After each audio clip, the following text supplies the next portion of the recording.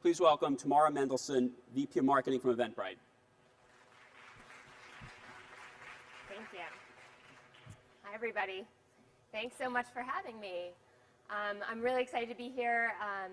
I run marketing at Eventbrite, and for those of you that aren't familiar with Eventbrite, we're a technology platform that helps anyone sell tickets online to their events.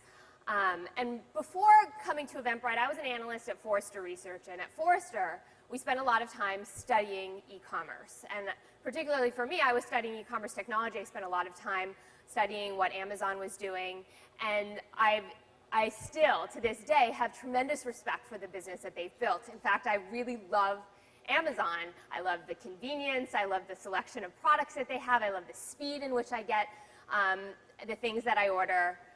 And when I think about their business, they've spent the last 15 years really iterating and honing and building a great product and a great customer experience. And today, they are the world's largest online retailer. Last year, they did over $60 billion in revenue, which is really just mind-boggling. And you might think, like, what does my business, what does my profession have to do with Amazon? But if you sell tickets online, as most of us are increasingly doing, or collect registrations online, then you too are an online retailer. And thinking about your business as an online retailer will help you maximize those registrations, those ticket sales. And so today, I'm going to talk to you a little bit about some things that we can learn from Amazon. So, all right, I'm just going to trust that you can see slides. So Amazon is just a fascinating business. They started out selling just books online, and then slowly over the years expanded into a number of different categories, but all the while focusing intensely on the data that their system was generating and optimizing for increased sales over the years. So what can we learn from Amazon? I'm going to touch on 4 things today. There are a lot of things we can learn.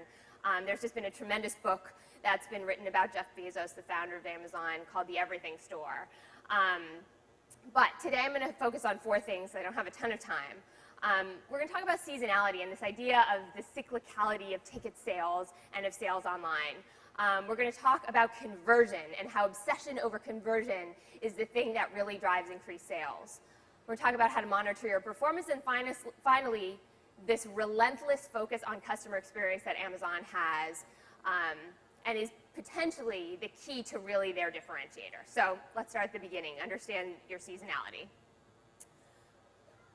So online retail has very distinct seasonality. So if you think about the holiday season, it really begins to pick up in September, and all of a sudden in online retailers begin to experience very big spikes in their sales, like pretty much go all the way through the holiday season. And then in January, it really drops off a cliff. And this is a pattern that most online retailers are really familiar with, that they've seen years in and years out. But the first time Amazon experienced it, I think, was like 2007, 2008. They were just getting off the ground, and they realized that the orders that were coming in were not matching the numbers of orders going out. They were having a hard time keeping up with the demand, and it was only getting worse, and this was in like October. So Jeff, their CEO, said, okay, all hands on deck. The data is indicating this is only going to get more severe. I need every single employee, whether they're at a desk job or anywhere in the facilities, to do a graveyard shift in our warehouse to be able to ship these packages out fast enough. And they scrambled, and they ran out of inventory, so they sent employees out to Toys R Us to like clear their shelves. They went online and cleared out the top toys from Walmart in order to resell them through their site so that they wouldn't run out of inventory and that they could deliver on time for Christmas. It was a very painful experience for anyone at Amazon during that time, and so they initiated what they called Operation Save Santa. They rallied all the employees around this, and at the end of the 2008 holiday season, they sat back down to the drawing board and said, how can we do this better? Let's analyze all of the data. Let's understand everything that's sold this year and predict what's going to sell next year at what rate, given our vast growth. And they determined that they needed to build 5 additional warehouses. They needed to hire thousands of more employees to help staff that holiday season, and they did that. And 1999 was a huge blockbuster year for them, where they grew by, I think it was like over 200% in sales that year. So ticketing is not so different. This is the average life cycle of a fundraiser on Eventbrite. So we, last year there were over 600,000 events that used Eventbrite to sell tickets online. So we have a lot of data that we can analyze as well. And this is the average life cycle of a fundraiser. So each one of the time periods along the x-axis is a week. So at the end of week 6 is when the fundraiser took place. And on average, most fundraiser ticket sales go on sale 6 weeks prior to that. And you can see there's a little bit of a spike that first week when the organizations send out invitations, and then there is just this trough, this lull for weeks 2, 3, 4, 5. Right around week 5, we usually get a phone call from the event organizer saying, oh my gosh, I'm starting to get really worried. How do I push ticket sales? And inevitably, that last week is when the majority of fundraisers see their ticket sales because people are procrastinators. And if you do nothing to change that behavior over time, you're going to see this pattern, and this becomes very predictable. And so I encourage all of you to take a look at the history of your ticket sales, of your registrations, to understand what your curve looks like. My guess is that it looks pretty similar to this. Depending on the type of event, it will be longer or shorter, but usually there's a spike in the beginning, a trough almost all the way to the end, and then a massive spike. So we looked at all the data, and what we found was that about a third of the events sell half their tickets 2 weeks prior to the event, a third sell half their tickets 1 week prior to the event, and over a third of fundraisers sell half their tickets in the week of the event. That is tremendous procrastination, is what that shows, that overall people want to wait to the last minute to commit to buy tickets. So what can you do about it? It really starts with setting a goal. Just like Amazon, they needed to understand and predict what their revenue and their orders would look like over the holiday season. From September to December, they took all the data from the prior year and they modeled out what it would look like. We can do the same thing. We can look at you can look at your own event the year before or the month before. You can look at aggregate data from every type of event, that whether it's a fundraiser or a conference or a festival, and understand what that curve looks like and put mechanisms in place to counteract that, because you can control it. I think that the crux of the issue is that 88% of fundraisers send invitations when tickets go on sale, and we saw that reflected in the initial spike. But after that, more than half don't do anything until the week of the event. But over 50% of nonprofits say that front-loading tickets is important to them. So the question becomes, what can you do? And it really becomes about controlling your seasonality. So this is ticket sales from the Elevate conference that we put on this past summer. So you can see that 8 weeks prior to the conference, we put tickets on sale. But we explicitly wanted to combat that curve. We know that when we look at the conference curves overall, the majority of them have that same curve: initial spike when tickets or when registrations go on sale, and then a really big spike the week right prior to when the event takes place. So the first week, we did massive push with all our partners. It was we only had 3 days in that week, so that's why it's a little smaller. But then we did an early bird sale. And we said for the first 100 registrations, you would not only get a signed copy of a book by an author that was presenting at the conference, but you would also get a discount. And that actually helped to front load sales a bit more. And so you can see in week 2, and then in week 3, sales were actually going up. And that's the momentum and the buzz building, because we're consistently and constantly, through our own mechanisms, our own channels, and our partner channels, advertising this promotion, letting people know that there was an early bird window that would end. And that is why you see that spike in week 3. Those are the procrastinators, but you've given them an artificial deadline that they have to hit if they want to get that early bird benefits. And then you can see in week 6 and week 7, we did explicit coordinated promotions with all of our partners to make sure that we didn't just see one massive spike in the last week. The second thing I want to talk about is obsess over conversion. So this is something that all online retailers do. And conversion is a simple equation. It's the number of people that transact, that register for your event or buy a ticket, over the total traffic. And it all starts with traffic. So the first thing you need to think about when thinking about conversion is, where is that traffic coming from? Now, on Eventbrite, traffic comes from a lot of places. We drive traffic through all of the mechanisms our directory, through email notifications, through recommendations. So we're driving a lot of people to your event that may not have gone to your website first. The majority of your traffic is probably coming through your own mechanisms as well, whether it's your website or emails that you send out, but you have to be cognizant that someone might land on your page and see event details that look like this.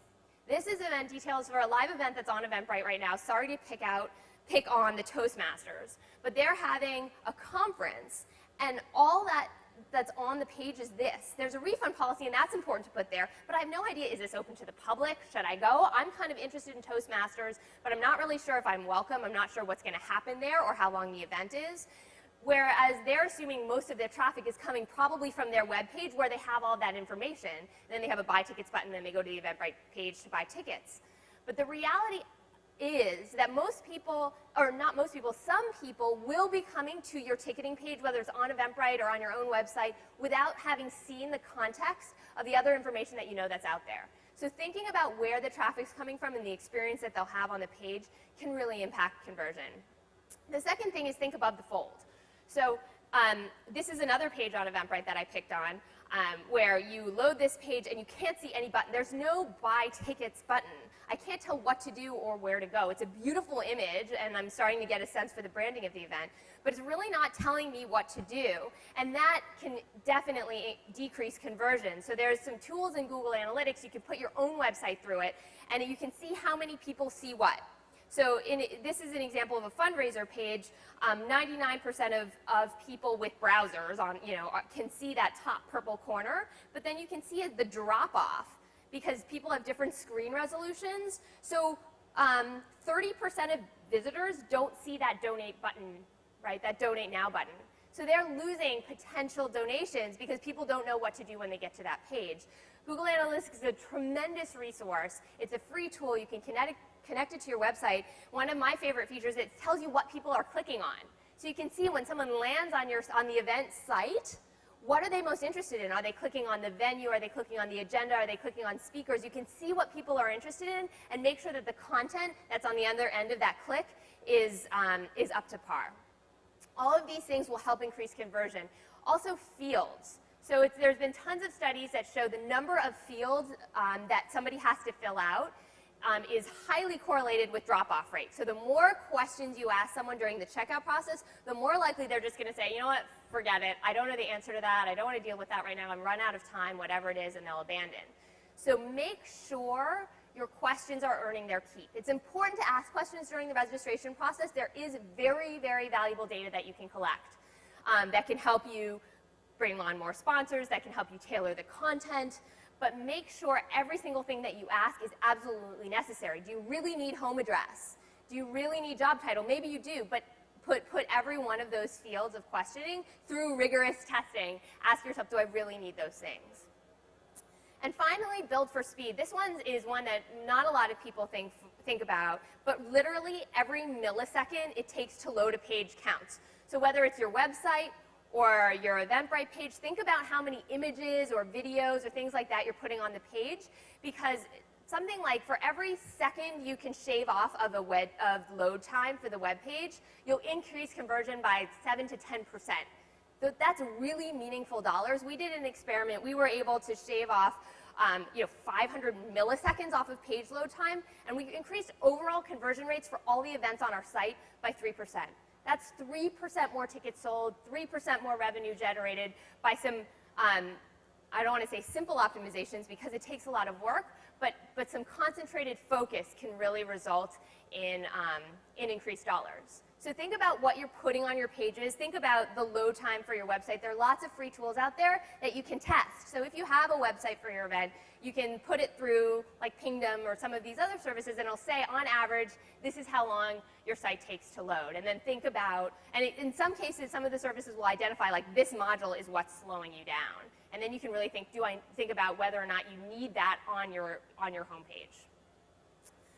Finally, be mobile-minded. Mobile is has tremendous impact on conversion rates. So today we see about 20% of traffic. So 20% of people coming to buy tickets come through their mobile devices, and it's growing really fast. And we see 2x conversion on mobile.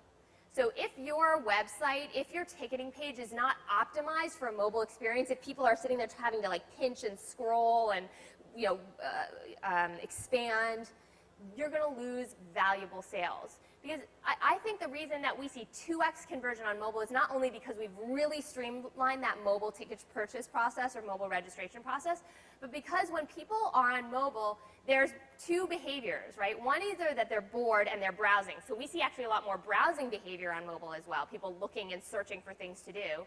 But then also the intent can be higher as well. So they're standing next to someone, and someone's like, oh, did you get your ticket for this event? Did you register for that event? I heard it's almost sold out. I heard the early bird ticket sales end tomorrow. You should register right now. And if someone can pull out their phone and do it, there's a lot more intent right there.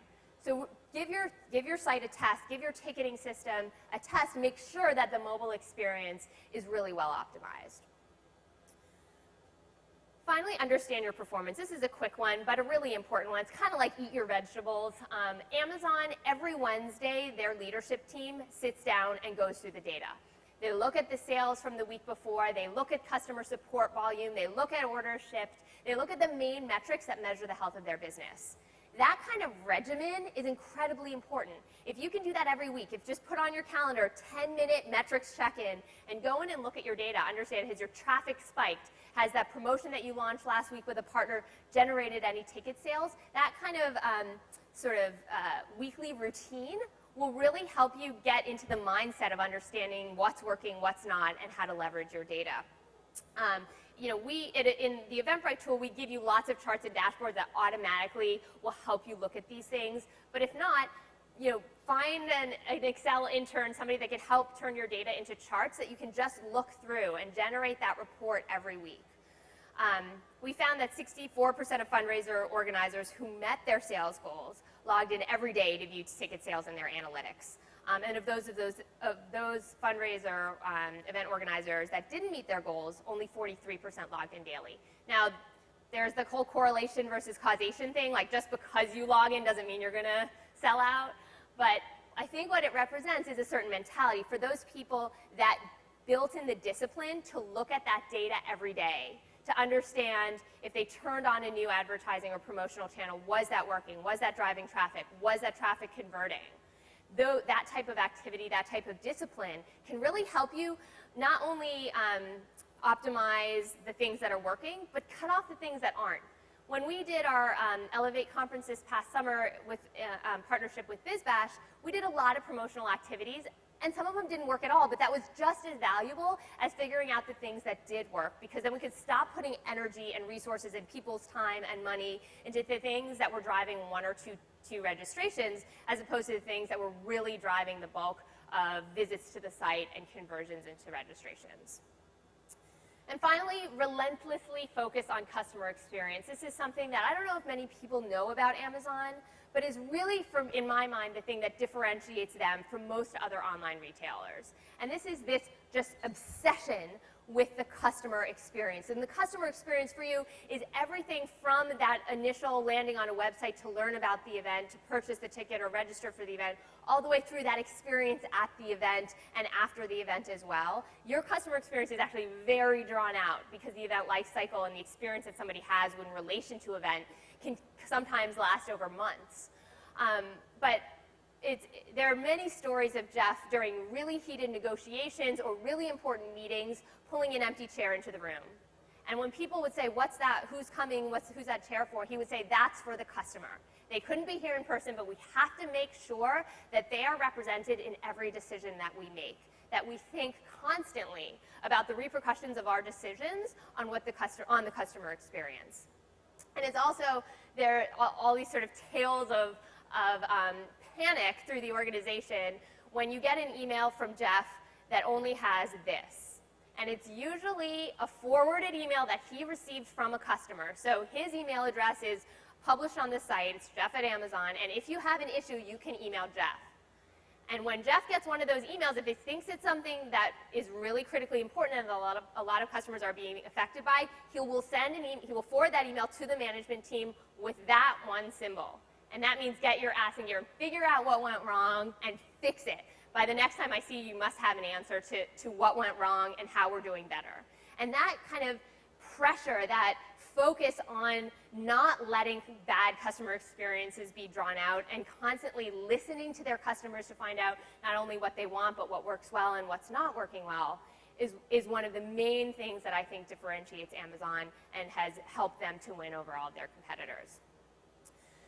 So with that, I'm going to wrap up. There's so much to learn. I definitely recommend the book called The Everything Store. But I think for today, the 4 main takeaways for me was think about the seasonality of your ticket sales. Think about that cycle. Look at your past ticket sales and understand what your curves look like and how you can change them, because you can control these things. The second is obsess over conversion. Really think about the traffic that's coming to your website or to your ticketing page and how you can increase the number of people that transact. Because if you drive 1,000 people to your website but only 5 people buy tickets, that's 995 people that didn't transact. So the question is why? What information did they not have? What barriers did you have in place? What could you do better to drive more of them through to transaction? Monitor your performance. So the daily or weekly regimen of looking at the data and connecting it back to the things that you do. And then finally, the relentless focus on customer experience. Not only the things that I'm sure are top of mind for you every day, which is what is that experience like once you walk through the door, but backing out from that. How do they get through the door? How do they get those tickets? How do they share their excitement for the event? That focus on the whole experience as your product is what will differentiate, what will cause people to talk about your event, and what will bring them to return in future years.